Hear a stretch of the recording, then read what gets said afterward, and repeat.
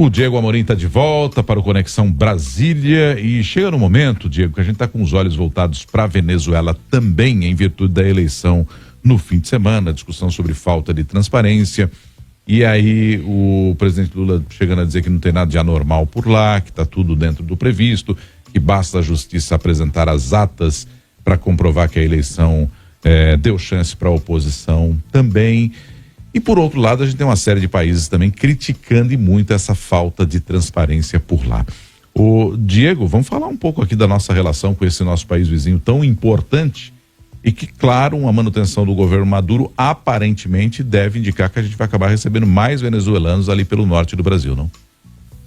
Exatamente, Nonato. Olha, eu volto das minhas férias aí no meio desse furdunço, como diria minha avó, na Venezuela, mas ainda em tempo de fazer esse comentário.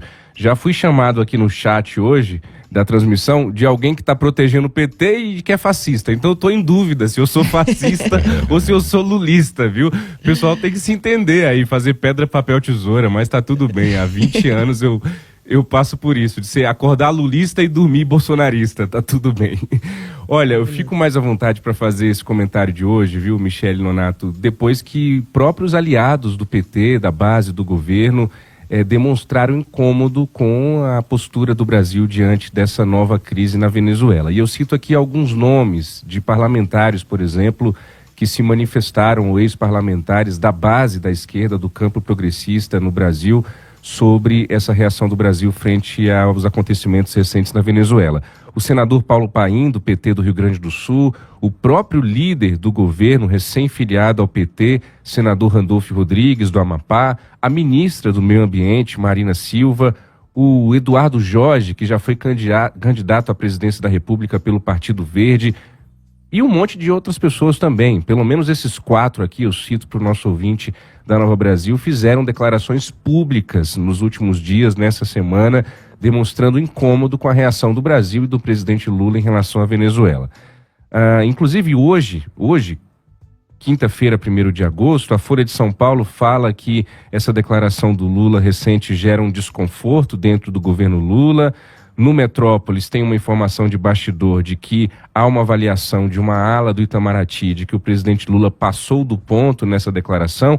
Então veja, não se trata de enaltecer ou santificar a oposição venezuelana. Na política, você nunca escolhe um lado cegamente. Não é o Maduro o mal e a oposição o bom. Essa dicotomia, ela não existe na política. A oposição venezuelana também tem as suas falhas, também tem as suas fissuras. Agora vamos lá, a Venezuela não vive uma democracia, não vive uma democracia, e eu repito isso quantas vezes for necessário. A Venezuela não vive uma democracia. Com essa eleição contestada do último domingo, Maduro vai, em tese, ficar mais 6 anos à frente do país, do Palácio de Miraflores, contabilizando aí 17 anos no poder. A democracia, ela exige obrigatoriamente alternância de poder. Alguém que fica no poder por 17 anos, a gente pode chamar de qualquer coisa, nem que seja uma ditadura que eu gosto, ou uma ditadura do bem, como você quiser chamar, mas democracia não é. Nós tivemos mais uma vez uma eleição bastante contestada na Venezuela. Hoje é 1º de agosto, são 7h21 da manhã desta quinta-feira e até agora não temos as atas dessa eleição. O site do Conselho Eleitoral, uma espécie de TSE, de Tribunal Superior Eleitoral da Venezuela, continua fora do ar, e foi o que o Nonato comentou agora há pouco no jornal. Quanto mais tempo sem essas atas serem mostradas, maior a chance de se fraudar essas atas, minha gente. Isso é óbvio.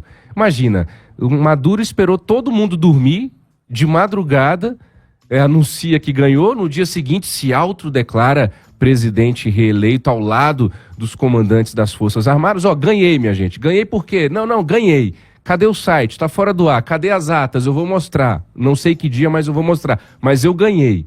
Olha, veja, isso não é normal. Isso é grave, ao contrário do que disse o presidente Lula, de que não tem nada grave acontecendo na Venezuela. São pelo menos 12 mortes, centenas de pessoas feridas, um monte de gente presa. O Maduro tem o apoio das cúpulas das Forças Armadas, o que é um grande diferencial para quem quer ser ditador. Tem esse grupo paramilitar que a Michele comentou conosco agora há pouco também, fazendo um estrago nas ruas de Caracas e em outras cidades do país. O Maduro disse antes das eleições que haveria banho de sangue e guerra civil na Venezuela se a oposição vencesse. A oposição não venceu, quer dizer, em tese não venceu, e nós estamos tendo o banho de sangue e a guerra civil que o Maduro previu. Para finalizar, Michele Nonato, a relação do Brasil com isso. O Lula e o PT são aliados históricos do chavismo na Venezuela. No início desse terceiro governo Lula, e nós comentamos aqui à época na coluna Conexão Brasília, o Lula recebeu o Nicolás Maduro aqui em Brasília numa viagem que foi com muita pompa, com tapete vermelho. Para estas eleições mandou o seu assessor especial, o Celso Amorim, de Assuntos Internacionais, para Caracas. Depois de alguns dias de silêncio, com notas oficiais do Itamaraty, do PT, veio essa entrevista que o presidente Lula deu antes de ontem à TV Centro-América, que é uma afiliada da Rede Globo, falando que não há nada de grave e nada de assustador na Venezuela. E o que eu e você, ouvinte, temos a ver com isso? O Brasil é âncora da América Latina, o que a gente diz e o que a gente faz conta muito para a região.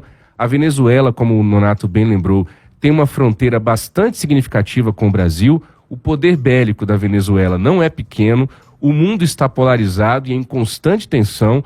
Nesse sentido, somente Rússia, China, Cuba, Nicarágua e aqui no Brasil o MST parabenizá-lo, Nicolás Maduro, os únicos países que até aqui reconheceram essa suposta vitória do Nicolás Maduro. Agora, não é um espanto, não dá para dizer, nossa, olha o PT apoiando o Maduro, nossa, olha o Lula dizendo que não tem nada grave na Venezuela.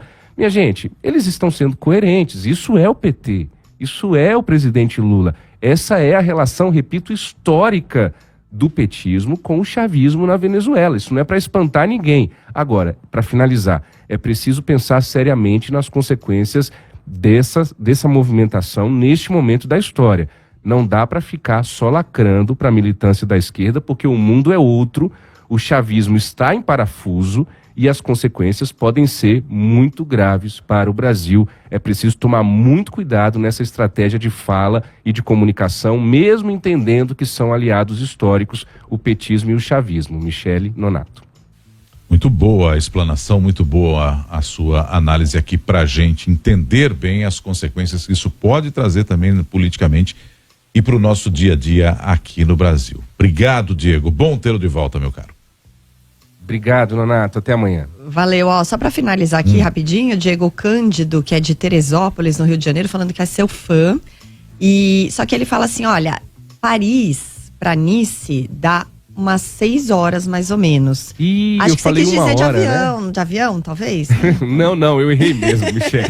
Eu aprendi hoje no jornal Nova Brasil, da Nova Manhã, que eu preciso pedir desculpas. Então, desculpas, né? Tem que saber pedir desculpa. Errei, não é uma hora, não. É porque a última vez que eu fui pra Nice... Faz muito tempo. Eu pensei que era mais pertinho, mas não é tão pertinho, não. Tem razão. E eu pus aqui no Google Maps, na verdade tá dando 9 horas de carro, mas é porque tem vários trechos de congestionamento, tem umas obras ali, não sei se é por causa da Olimpíada, mas ele falou que demorou 6 horas, então, de Paris a Nice. Diego, obrigada a participação. Eu já estive em Nice, mas não lembro nem como eu fui. Eu tive Acho que em eu fui Nice de trem, também. talvez? Eu fui em Nice também, eu fui de autobus, de ônibus. Autobus. Eu acho que eu fui, não me lembro, resgatar como é que eu fui pra Nice. Fui de ônibus mesmo. Obrigada, Diego. Até amanhã.